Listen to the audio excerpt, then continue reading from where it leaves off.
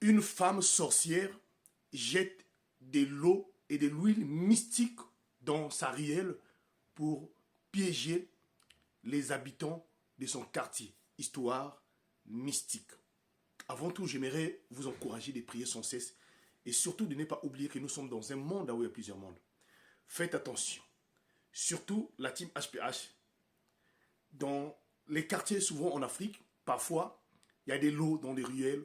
Parfois, il y a une personne qui fait ce choses dans la parcelle, vient de jeter dans la ruelle. Alors, moi, j'aimerais vous dire une chose, c'est de toujours prier avant de sortir. Et faites attention de marcher sous ces genres de ces lots-là. Certaines eaux ou certaines huiles, certains objets sont parfois piégés afin que vous tombiez malade. Écoutez l'histoire là qui m'a été racontée, ça se passait au Togo. Voilà. C'est l'histoire de Monsieur Haïté. Monsieur Haïté, il est d'origine togolaise, vivant à Lomé, dans un quartier alors très mouvementé. Monsieur Haïté, père d'une femme et de deux enfants. Il était en tout cas un monsieur très très aimable dans le quartier et aidait pratiquement tout le monde. Monsieur Haïté, un menuisier de carrière, donc, qui pouvait aussi aller faire les dépannages dont tout le monde le connaissait, donc le quartier, on venait parfois le chercher, puisqu'il faisait tout.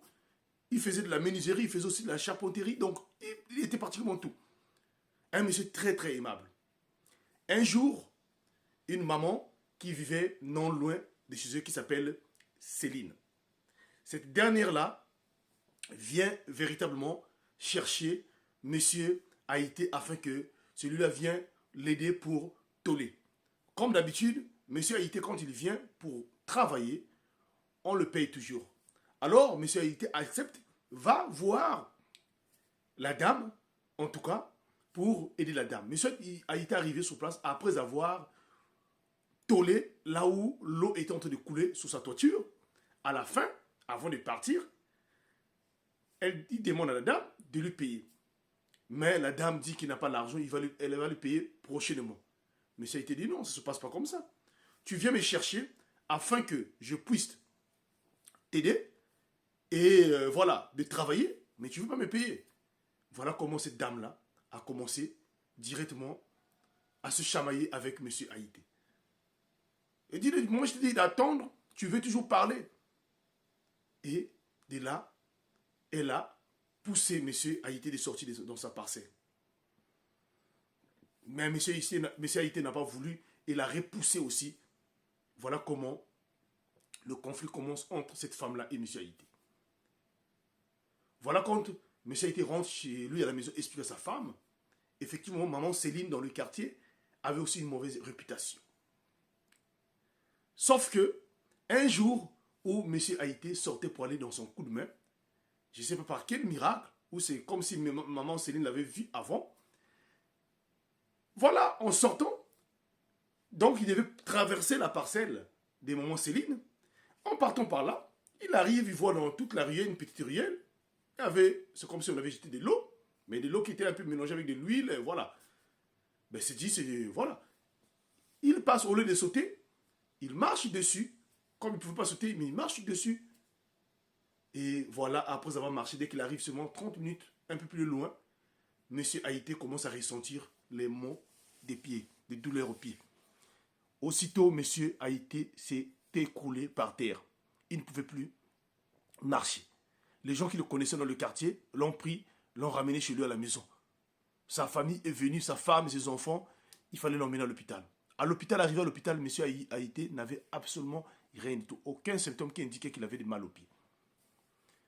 Alors, à l'hôpital là-bas, le médecin qui les avait reçus a dit le problème là, en tout cas, ce n'est pas un problème que vous devez rester à l'hôpital ici là. Le médecin va faire un mot pour leur dire de sortir de l'hôpital, d'aller chercher des solutions ailleurs. Voilà comment M. Haïté et sa femme et ses frères qui étaient avec lui ce jour-là vont directement aller voir un tradithérapeute dans un petit village le même jour dont son frère connaissait. Arrivé sur place, le tradithérapeute, dès qu'il voit M. Haïté, après avoir fait quelques rituels, il dira à M. Haïté et à sa famille que votre mari a marché sur quelque chose qui a été piégé. Et Ce n'est pas pour la première fois que cette chose-là a été jetée dans votre ruelle. Normalement, c'est pour détruire la vie des jeunes du quartier, des travailleurs qui travaillent pour détruire leur vie. Et toi, tu as marché dessus.